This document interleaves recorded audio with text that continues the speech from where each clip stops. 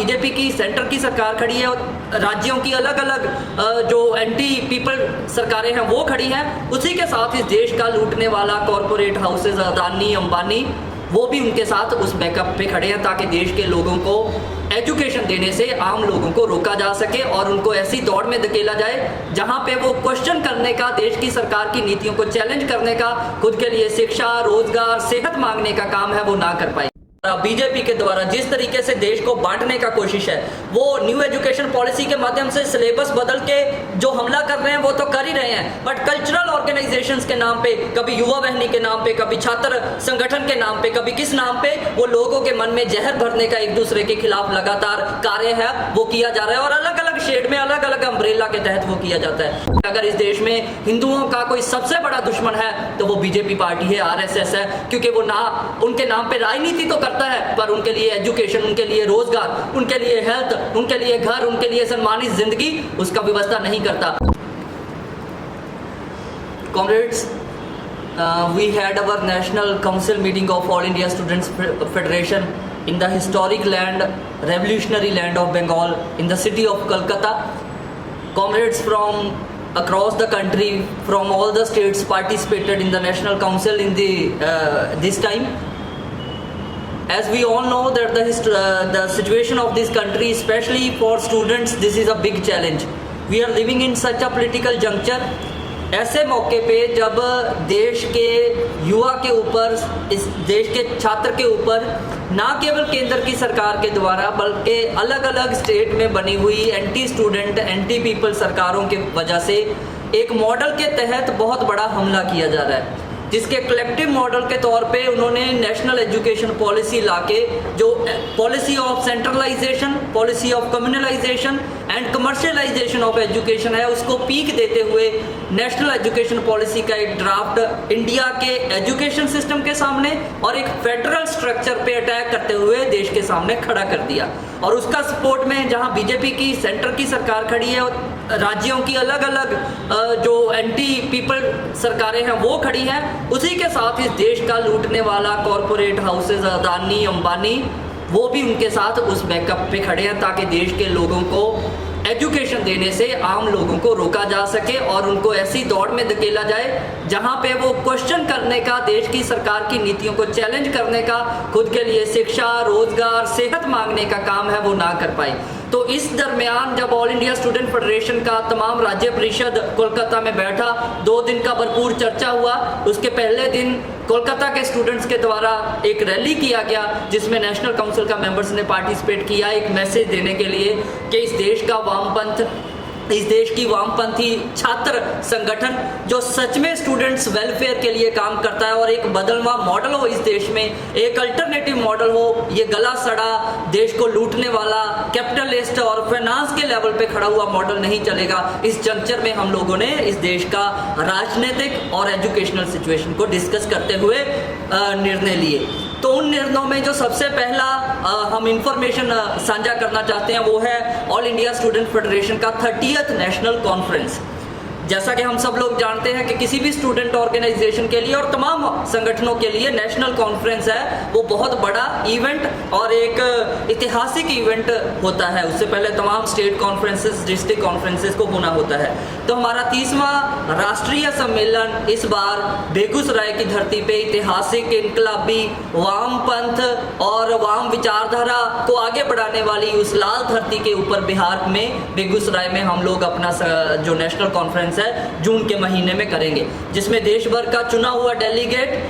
बड़ी संख्या में देश के अलग अलग स्कूल, कॉलेजेस और यूनिवर्सिटी से जो हर रोज मुश्किलों का सामना करता है, लड़ाई लड़ता है और AISF की तरफ से झंडा उठा के छात्र हितों के लिए हमेशा फ्रंट पे रह के लड़ने की बात करता है, वो तमाम लोग उसमें हिस्सा लेंगे। अलग अलग सेमिनार्स होंगे, एजुकेशनलिस्ट और सब लोगों को इन्वाइट किया जाएगा उस 30th नेशनल कॉन्फ्रेंस में। और उसी के साथ कॉमरेड्स,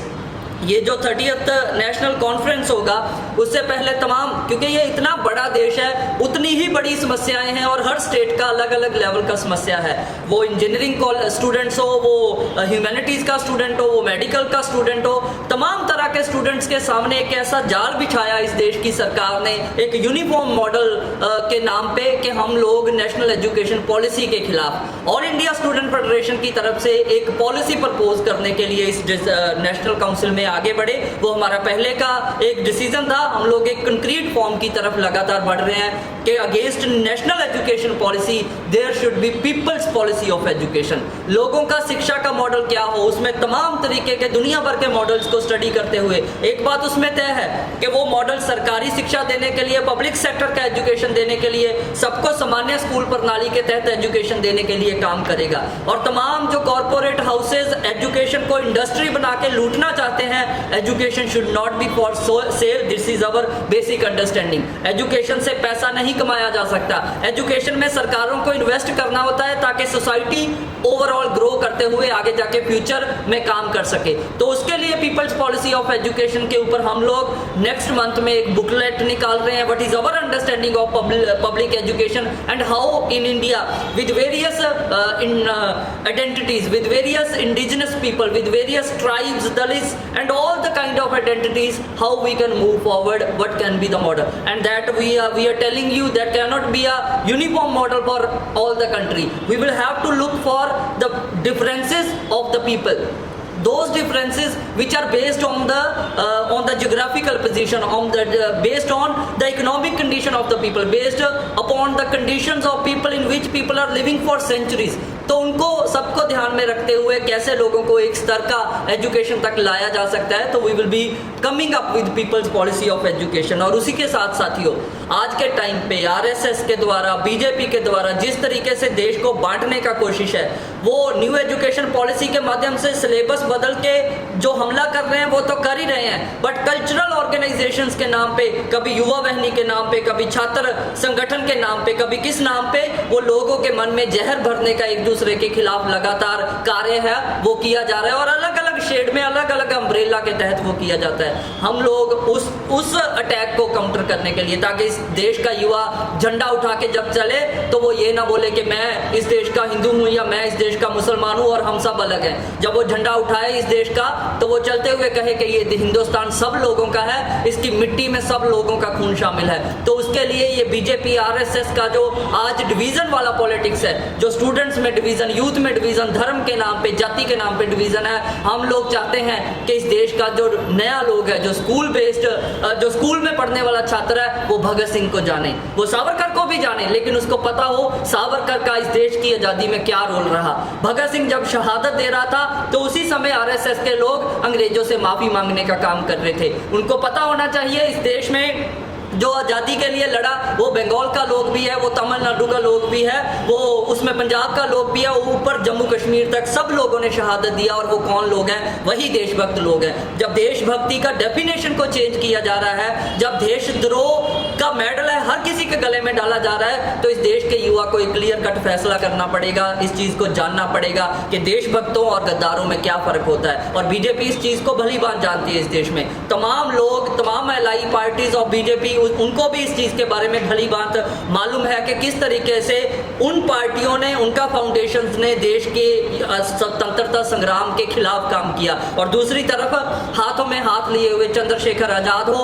वो बुटकेश्वर दत्त हो, वो भगत सिंह हो, वो अलग अलग तरीके के लोग जिनमें दुर्गा भाभी भी शामिल है और गदरी बाबा और करतार सिंह सराबा सब लोग शामिल है, वो शहादत की तरफ बढ़ रहे हैं। उन लोगों का इतिहास है, वही इस देश का इतिहास है, मजदूरों का, किसानों का, इस देश के देशभक्त लोगों का इतिहास है। तो इस हमले को पछाड़ने के लिए हम लोग स्कूल लेवल पे एक मैसिव कैंपेन है पूरे देश में चलाएंगे, जिसमें इस देश का क्या सही इतिहास है, इस देश में क्या पॉलिटिकल सिस्टम है जो इस देश के सामने मॉडल बन सकता है। तो वो हमने एक टास्क लिया जिसकी फर्स्ट फेज है वो हम 23 मार्च तक कंप्लीट करेंगे। भगत सिंह, राजगुरु, सुखदेव का शहादत दिवस तक 1 मार्च से लेके हम लोग उसको एक फर्स्ट फेज के तौर पे इस देश में स्कूल्स हो, कॉलेजेस हो, उन लोगों को एक जहाँ पे वो मेंबर भी बनेंगे ऑल इंडिया स्टूडेंट फेडरेशन के, उसी के साथ उन लोगों को पॉलिटिकली अवेयर करने का एक मैसिव कैंपेन इस देश में चलाएंगे। तो इन तमाम पॉलिटिकल डेवलपमेंट और जो राजनीतिक डेवलपमेंट इस देश में हो रहा है उसके चलते हुए हम लोगों ने अलग अलग सेट ऑफ ऑफ एक्शन है जो डिज़ाइन किया है, जिसका नतीजा आप लोगों को आने वाले दिनों में इस देश की छात्र मूवमेंट की बेहतरी के लिए और बीजेपी को पीछे धकेलने के लिए सब लोगों के सामने आएगा। हमें इस बात की पूरी उम्मीद है कि जहां वामपंथी संगठन इस देश में काम कर रहा है, उसी समय अलग अलग स्टेट बेस्ड जो ऑर्गेनाइजेशन है उनमें तमाम तरह का ऑर्गेनाइजेशन शामिल है। हम उन लोगों को भी एक ओपन अपील आज का मीटिंग का तरफ से करते हैं इस प्रेस कॉन्फ्रेंस में कि ये समय है कि बड़े हमले को पछाड़ने के लिए हम सब फोर्सेस को एक साथ आना चाहिए, प्रिंसिपल बेस्ड एक यूनिटी बनाना चाहिए, ताकि इस देश को बांटने वाली, एक डिजिटल डिवाइड क्रिएट करने वाली, शिक्षा छीनने वाली एक ताकत के खिलाफ हम लोग खड़े हो सके। और इस बात को एंड में मैं जरूर कहना चाहता हूँ, इस देश का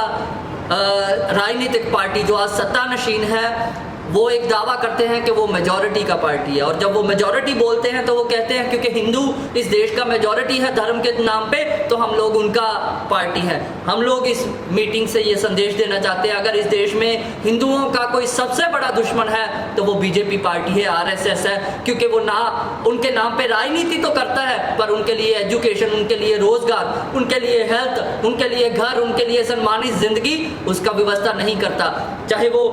किसी भी धर्म के नाम पे एक एक्सट्रीमिस्ट काम करने वाला पार्टी हो, हम उसका पॉलिटिक्स को रिजेक्ट करते हैं। हम ऐसा पॉलिटिक्स को इंडोर्स करते हैं जिसमें भगत सिंह के सपनों का देश बनाने की, दुर्गा भाभी के सपनों का देश बनाने की, पेरियार, फूले, सावित्रीबाई फूले और बुटकेश्वर दत्त के सपनों का देश बनाने की बात की जाए। और इस मीटिंग जो हमारा नेशनल कॉन्फ्रेंस से पहले का मीटिंग है, लिया गया फैसला से हमें इस बात की पूरी उम्मीद है कि जो लाखों की संख्या में ऑल इंडिया स्टूडेंट फेडरेशन का मेंबर है नीचे, जो जेंडर के नाम पे, जो कास्ट के क्वेश्चन पे, जो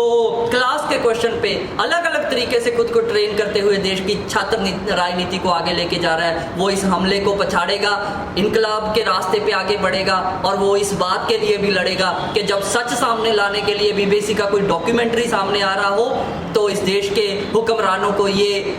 बिल्कुल हक नहीं कि वो यूनिवर्सिटी के स्टूडेंट्स को उठा के जेलों में धकेले। सच